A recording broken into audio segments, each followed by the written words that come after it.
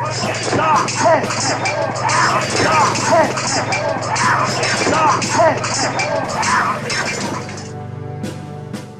I'm doing my game assessment on 1100 AD, the Middle Ages strategy game, The Rise of Amberland.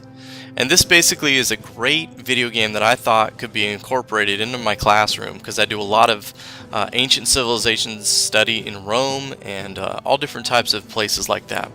So basically I'm creating my account right now. It's completely free, totally safe for students to use.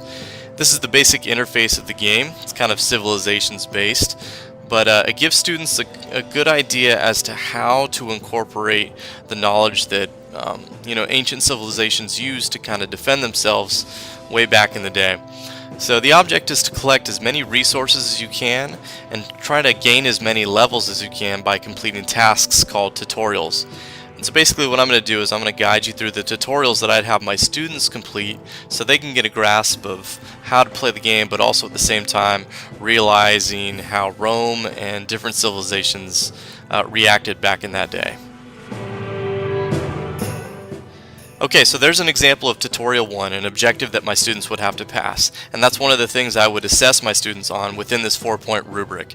I'd be looking for knowledge gained, points gained, completing 4 tutorials or more, rules, and cooperative work.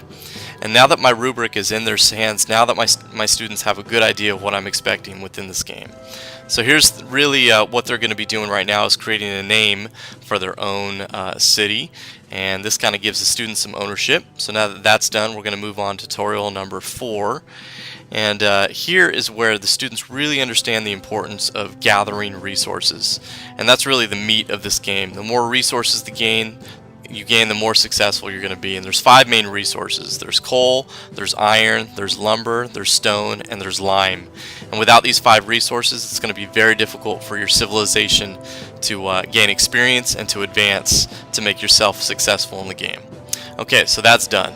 Now we're moving on to the next tutorial. The next one would be you got to make a hero.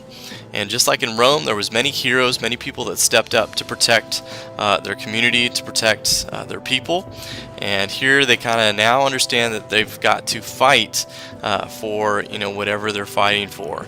And within this game, obviously, it's going to be to protect their land and things like that. So moving up on the next objective, I'm now improving my resources, because throughout the game there will be times where other invasions happen and people come in and try to steal your resources, which knock them down a level, and therefore you having to repair them and rebuild them to keep up.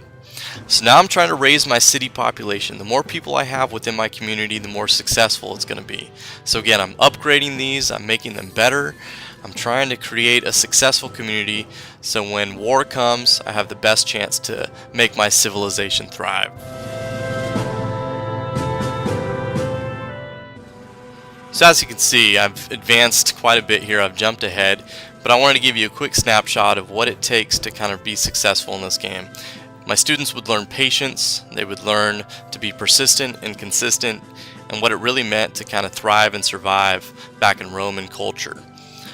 So this is how I'd basically assess students playing this video game, and I think this would be a great way to integrate social studies through gaming in 1100 AD, the rise of Amberland.